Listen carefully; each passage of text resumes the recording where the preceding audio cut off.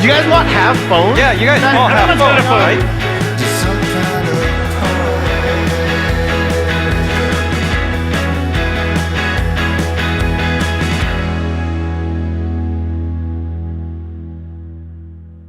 More cross-platform anime MMO games are popping up more than any other year before. We have Tower of Fantasy, Ni no Kuni Cross Worlds, Grand Saga on the horizon, Diablo Immortal, and who knows what else. And now we have Noah's Heart, a new MMORPG gacha game that is for PC, iOS, and Android. Noah's Heart is a self-proclaimed next-generation MMORPG by Archosaur Games. It offers players a seamless open world to explore, real-time combat, a character creator to give you that sense of identity, and this is the very definition of an MMO. And after spending hours playing and streaming the most recent global closed beta, I have some opinions. Opinions that might help you get a better gauge on what to expect. Before I can get into the specifics of the game, let's talk about the character creator itself. Between the choices of male or female and gussing them up to look your best, I did find that it was extremely difficult to make myself look like an adult on either male or female.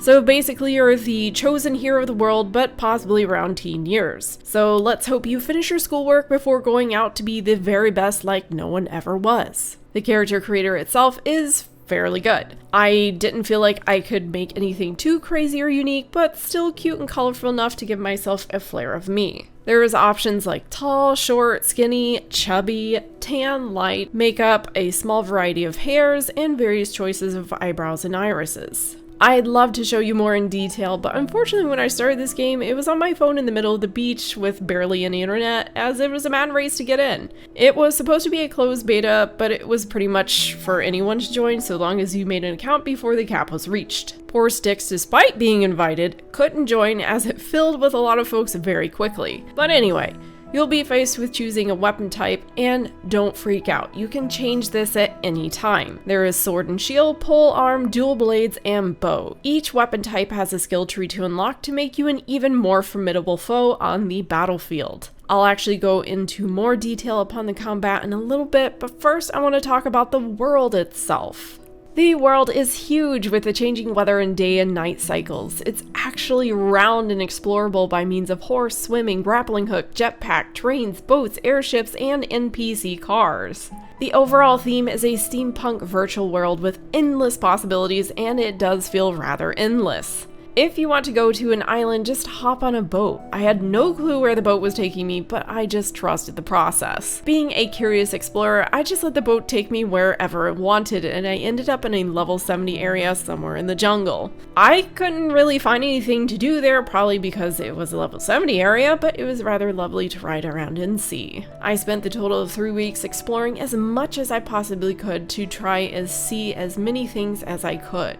Throughout the world are chests, challenges, side quests, and world bosses that appear at certain times in the day. There's also collecting to be done in the world, as there is crafting. You'll be able to make recipes to feed your phantoms so they fall into friendship with you, create outfits that you'll gather from the story, or becoming closer to your phantoms that will eventually give you their outfit, build furniture for your house. You can even go around the world and find wild horses to tame and breed. Just like the world, the amount of things you can do is a boundless range of things to do besides story quests. Because trust me, you're going to need to focus on things beyond the story as it does become level locked at certain times. A great resource for finding things to do is your growth book, aka adventure book.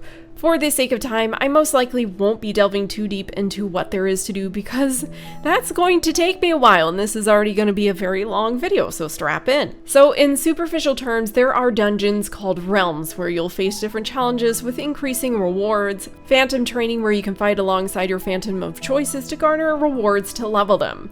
Temple of Time, which is basically a tower progression system with rewards. Realm of Chaos that unlocks at level 60, where you can go at it alone or with friends to another tower-like progression battle that gives you upgrade materials and keys for a constellation system that adds to your overall stats. Trials of Wind that are fun little adventures, Trials of Light that is another tower progression system to give you phantom upgrades. Battle Trials for phantom upgrade material, season stories that pull in characters from the main story, PvP arenas, and your own home with activities, guild halls with activities like dancing at the fire and guild challenges. Oh my goodness. And I know I haven't even touched everything, and I'll go into further detail here shortly on a few aspects, but if I'm quite frank, the amount of things I can and should be doing in this game feels borderline a little overwhelming. It also feels overwhelming when you sign on. I'll put the footage on in the background sped up so you can see what I mean. There's just so many red things to click and attend to upon logging on. On average, I think I spent 5 or more minutes clicking through things before actually beginning gameplay. When you're participating in these activities, you'll be consuming energy, which there are 2 systems of in this game. There is fatigue that drains when you enter a realm, so be careful on what you want to spend your fatigue on. Then there is energy, which relates solely to your career options such as tailoring, crafting, and cooking.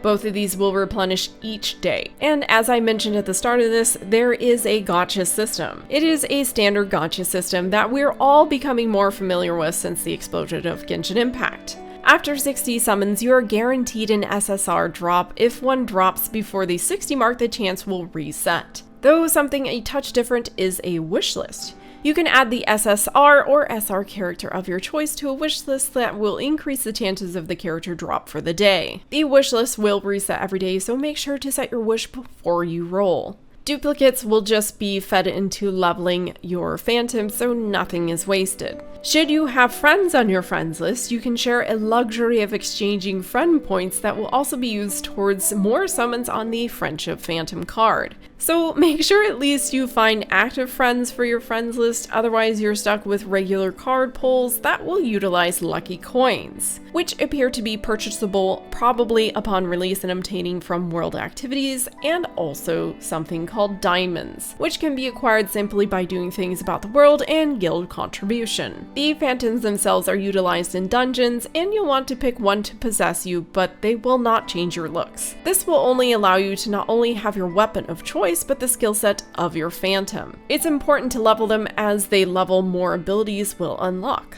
Level their weapons for better stats, and sign soul contracts with them to increase their stats as well. As I mentioned before, you can increase your friendship with your phantoms.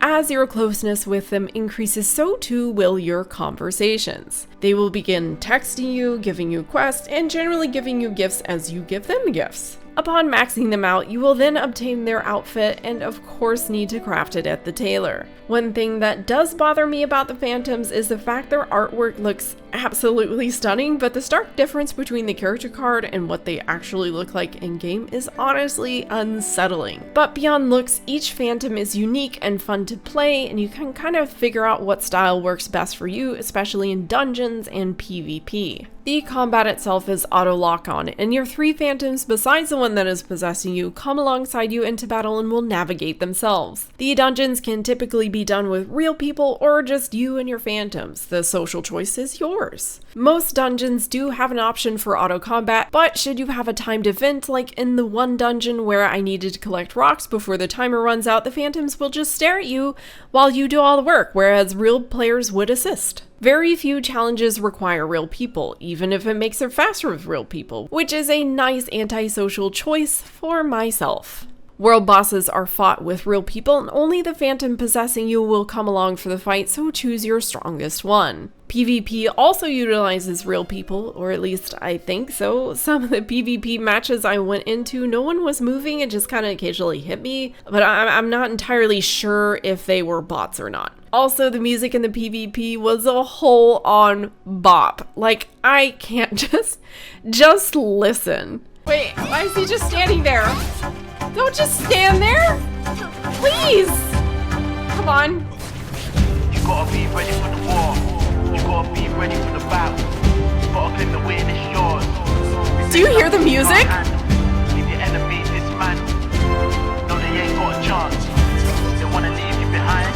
Wait, I wanna hear the music. Give me a minute.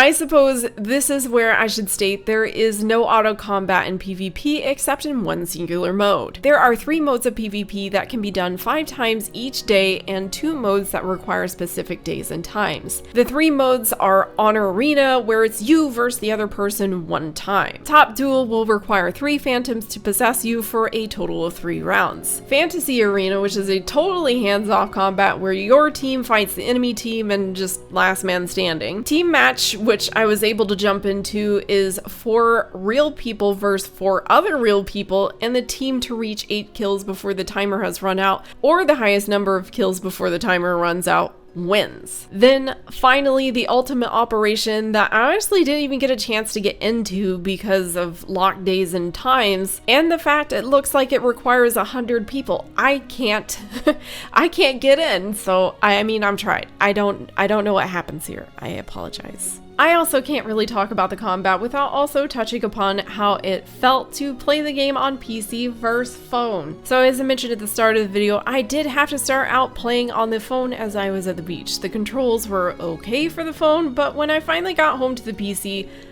I found it was not very friendly for the mouse and keyboard user. So the mouse itself moves the camera around, but the movement is the standard WASD. However, attacks are also bound to the keyboard as well and cannot be rebound to the mouse at all. This left me needing to go from my mouse to press my attacks on my keyboard and then quickly snap back to my mouse to turn my camera so it could face yet another enemy so I could attack that. You can also opt to use a controller, but it is not supported in terms of like coming with the buttons already set up to be used. You'll need to manually put in the binding so you can choose and utilize the controller. Basically, if you're not playing this game on mobile, it's annoying in one form or another to play. I feel like if I needed to sum the game up in one word, I would actually say annoying. Between the amount of time spent pushing red notifications, struggling to move between mouse and keyboard, and generally having FPS issues, it did get a bit annoying. Now granted, that did not stop me from finding enjoyment within it, as it was indeed a means of passing time,